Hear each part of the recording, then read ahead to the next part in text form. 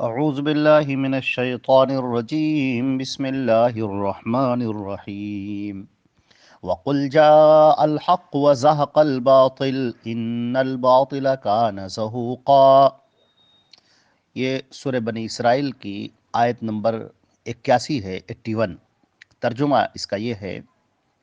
اور کہہ دیجئے کہ حق آ گیا اور باطل مٹ گیا، بے شک باطل مٹنے والا ہی تھا۔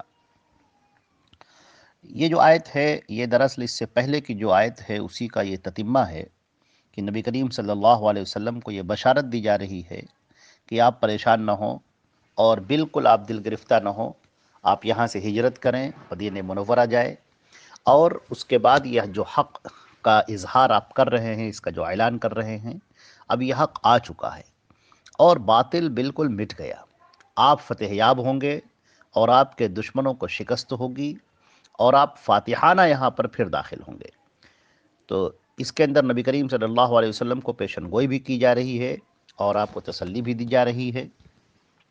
لہٰذا ایسا ہی واقعہ پیش آیا کہ نبی کریم صلی اللہ علیہ وسلم تھوڑے ہی عرصے کے بعد فاتحانہ شان سے مکے میں داخل ہوئے۔ حضرت عبداللہ ابن مسعود رضی اللہ تعالیٰ عنہ کے روایت ہے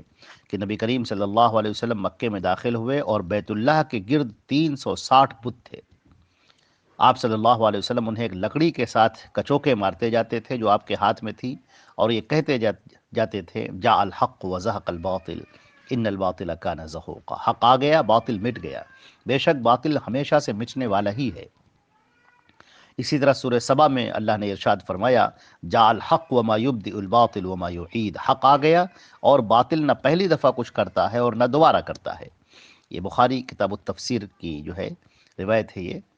باب قل جاء الحق وزهق الباطل۔ اس سے ایک یہ تو پیشن گوئی تھی نبی کریم صلی اللہ علیہ وسلم کے ذریعے سے واضح ہوئی، اور نبی کریم صلی اللہ علیہ وسلم فاتحانہ مکہ مکرمہ میں داخل ہوئے۔ لیکن اس کے ساتھ اس آیت کے اندر ایک بہت بڑا پیغام یہ بھی ہے کہ اللہ نے جو حق بھیجا ہے، جو دین اسلام بھیجا ہے حضرت محمد مصطفیٰ صلی اللہ علیہ وسلم کے پر، آپ کے اوپر جو نازل فرمایا ہے اور آپ کے ذریعے سے اس کی تکمیل اور اس کا اتمام فرمایا ہے، اس کے اندر اپنے آپ میں خود ہی ایک قوت ہے، اپنے آپ میں خود ہی ایک طاقت ہے۔ باطل اس کے سامنے ٹھہر نہیں سکتا ہے۔ اس کے دلائل، اس کے براہین، اس کے احکام اپنے آپ میں انتہائی پختہ اور انتہائی محکم ہیں، اور یہ جو دلائل ہیں وہ اپنی قوت کے لحاظ سے وہ انتہائی پختہ ہیں کہ حق کے جو دلائل ہیں، اور باطل اس کے سامنے رک ہی نہیں سکتا ہے۔ بس صرف ایسے لوگ چاہیے، ایسی ہمت والے لوگ چاہیے جو اٹھیں اور حق کو واضح کریں لوگوں کے سامنے۔ جو شیطان مردود نے بہت ساری غلط فہمیاں پھیلا رکھی ہیں، اس سے لوگوں کو آشکارا کریں اور بتائیں کہ حق یہ ہے، اسلام یہ ہے۔ آج اسلام کے اوپر بہت سارے لوگوں نے ایسے کیچڑ اچھال رکھا ہے اور ایسا گرد و غبار ڈال رکھا ہے کہ اس کی صحیح تصویر جو ہے وہ لوگوں کو دکھائی نہیں دیتی۔ ہمارا جو معاشرہ ہے، جس معاشرے کے اندر ہم رہتے ہیں، وہاں کے جو لوگ ہیں، جو غیر مسلم حضرات ہیں، وہ مسلمانوں کو دیکھتے ہیں، ان کے کردار کو دیکھتے ہیں، ان کے چال چلن کو دیکھتے ہیں، ان کے برتاؤ کو دیکھتے ہیں، اور وہ یہ سمجھتے ہیں کہ یہی اسلام ہوگا۔ وہ یہ دیکھتے ہیں کہ مزاروں پہ سجدے ہو رہے ہیں، چادریں چڑھائی جا رہی ہیں، غیر اللہ کو پکارا جا رہا ہے، اچھل کود ہے، تماشا ہے، قوالیاں ہیں، اور اسی طریقے سے بے انتہا خرافات کی چیزیں ہیں جو پھیلی ہوئی ہیں۔ وہ سمجھتے ہیں کہ یہی اسلام ہوگا،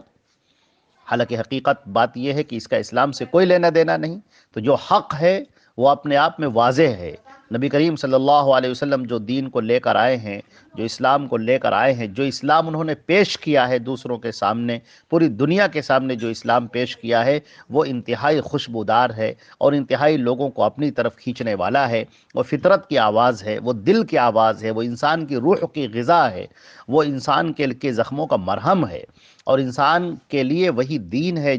جس پر چل کر انسان کامیابی پا سکتا ہے اور کامیابی کا راستہ اختیار کر سکتا ہے۔ مگر افسوس یہ ہے کہ اس دین کو لوگ پیش کرنے والے نہیں ہیں، بہت سارے لوگ ہیں جنہوں نے اس کو چھپا رکھا ہے۔ تو ضرورت ہے اس بات کی کہ اس دین کو پیش کیا جائے جو نبی کریم صلی اللہ علیہ وسلم لے کر آئے ہیں، اپنے اعمال کے ذریعے سے، اپنے اخلاق کے ذریعے سے، اپنے کردار کے ذریعے سے اس اسلام کو پیش کرے۔ اللہ نے فرمایا قل جاء الحق، حق آ گیا ہے، حق آ چکا ہے، نبی کریم صلی اللہ علیہ وسلم روشن دلائل کے ساتھ، روشن برہان کے ساتھ، روشن احکامات کے ساتھ، اللہ کے کلام کے ساتھ اور دین اسلام کی تفسیر اور بیان کے ساتھ تشریف لا چکے ہیں، اور انہوں نے اس کا اعلان کر دیا ہے، اور باطل جو ہے اس کے مقابلے میں ٹھہر نہیں سکتا ہے، اس کے اندر کوئی قوت نہیں ہے، اس کے پیروں میں کوئی ثبات نہیں ہے، باطل مٹ جائے گا، باطل ہٹ جائے گا۔ جب یہ حق کی آواز ہوگی، جب سچائی سامنے آئے گی، تو جھوٹ اپنی جگہ پر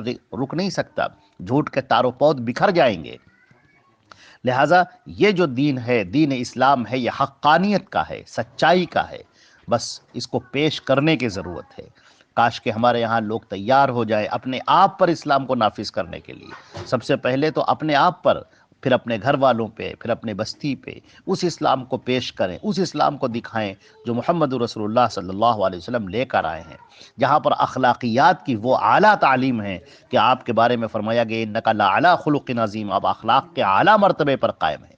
اب مسلمانوں کے لیے صرف اتنا نہیں ہے کہ وہ با اخلاق ہو جائیں، بلکہ وہ اس قدر با اخلاق ہوں کہ اخلاق میں ان سے زیادہ کوئی بڑھا ہوا نہ ہو، وہ اخلاق کے اعلیٰ معیار پر آ جائیں، اخلاق کے اعلیٰ پیمانے پر آ جائیں، نبی کریم صلی اللہ علیہ وسلم کے سچے متبع بن جائیں، ان کی سچی اتباع کرنے والے اور ان کے سچے امتی بن جائیں۔ یہ ضرورت ہے اس بات کی۔ لہذا حق تو ہے اور حق تو واضح ہو چکا ہے، اور اس کے اندر جو پیشن گوئی کی گئی تھی کہ نبی کریم صلی اللہ علیہ وسلم آج جس طرح سے مکے سے نکل رہے ہیں، مکے سے جا رہے ہیں، انتہائی پریشانی کے عالم میں ڈر کے چھپ کے جا رہے ہیں، دشمن طاقت میں ہے، دشمن انتہائی قوت میں ہے، اور وہ آپ کا پیچھا بھی کر رہے ہیں، لیکن پیشن گوئی کی جا رہی کہ آپ اسی مکے کے اندر داخل ہوں گے اور فاتحانہ داخل ہوں گے، پوری شان کے ساتھ داخل ہوں گے، اور ایسا ہی ہوا۔ چند عرصے کے اندر، چند عرصے میں نبی کریم صلی اللہ علیہ وسلم مکے کے اندر داخل ہوتے ہیں، اور جو خانہ کعبہ جس کو حضرت ابراہیم علیہ السلام نے تعمیر کیا تھا اور توحید کی آواز کے لیے تعمیر کیا تھا، اور اس کے اندر ان کفار نے اور مکے نے وہاں پر بت رکھ دیے تھے، اپنے معبودوں سے اس کو سجا دیا تھا، ہر قبیلے کا ایک بت اس کے اندر رکھا ہوا تھا، 360 بت رکھے ہوئے تھے۔ اللہ کے رسول صلی اللہ علیہ وسلم نے خانہ کعبہ کو دوبارہ اپنی اصلی حالت پر وہ لے کر آئے، دوبارہ اصلی حالت پر لا کر ان بتوں کو گرا دیا، ان بتوں کو الگ کیا، خانہ کعبہ کو پاک کیا، اس کو دھلا گیا، اور پھر حضرت ابراہیم علیہ السلام اور حضرت اسماعیل کی بنیاد پر جو کعبہ جو جس طرح انہوں نے تعمیر کیا تھا اور جس طرح انہوں نے توحید کے لیے بنایا تھا، اس طریقے سے خانہ کعبہ کو دوبارہ پاک و صاف کیا گیا، تو حق آ گیا اور باطل مٹ گیا، اور باطل ہمیشہ سے ہی مٹنے والا تھا۔ باطل کے اندر کوئی طاقت نہیں تھی کہ وہ اپنے آپ پہ قائم رہ سکتا، لیکن جب اسلام کو پیش نہیں کیا جائے گا تو ظاہر سی بات ہے کہ پھر باطل پھیلے گا۔ اس کو یوں سمجھ لیجئے کہ اسلام ایک روشنی ہے اور باطل اندھیرا ہے۔ اندھیرا اگر چھایا ہوا ہے تو اس کا مطلب یہ ہے کہ روشنی وہاں پر نہیں ہے۔ اگر روشنی وہاں پر کر دی جائے، ایک شمع جلا دی جائے، تو اندھیرا کافور ہو جائے گا۔ اسی طریقے سے شرک اور کفر اور باطل، یہ سب کیا ہے؟ یہ سب اندھیرے ہیں، یہ ظلمات ہیں، یہ پھیلے ہوئے ہیں۔ ضرورت اس بات کی ہے کہ وہاں پر اسلام کی شمع روشن کر دی جائے، اسلام کے احکامات اور اسلام کی تعلیمات اور اسلام کی جو اسلام کی باتیں ہیں وہ پیش کر دی جائے، تو یہ تاریکی اپنے آپ دور ہو جائے گی، انسان کا دل منور ہو جائے گا، اس کا ذہن منور ہو جائے گا، پورا معاشرہ معطر ہو جائے گا، منور ہو جائے گا۔ لہذا اس بات کی ضرورت ہے کہ اسلام کی ہم جو صحیح اسلام ہے، جو دین اسلام ہے، جو حضرت محمد مصطفیٰ صلی اللہ علیہ وسلم پر نازل ہوا ہے اور انہوں نے جس اسلام کو پیش کیا ہے، ہم اس اسلام کو پیش کریں۔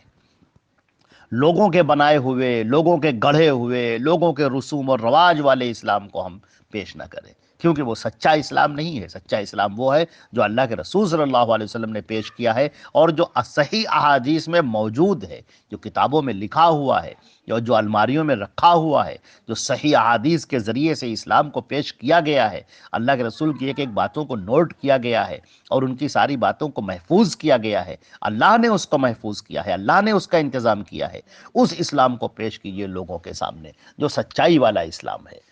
اللہ رب العزت ہمیں اور آپ کو عمل کی توفیق عطا فرمائے۔ والسلام علیکم ورحمۃ اللہ وبرکاتہ۔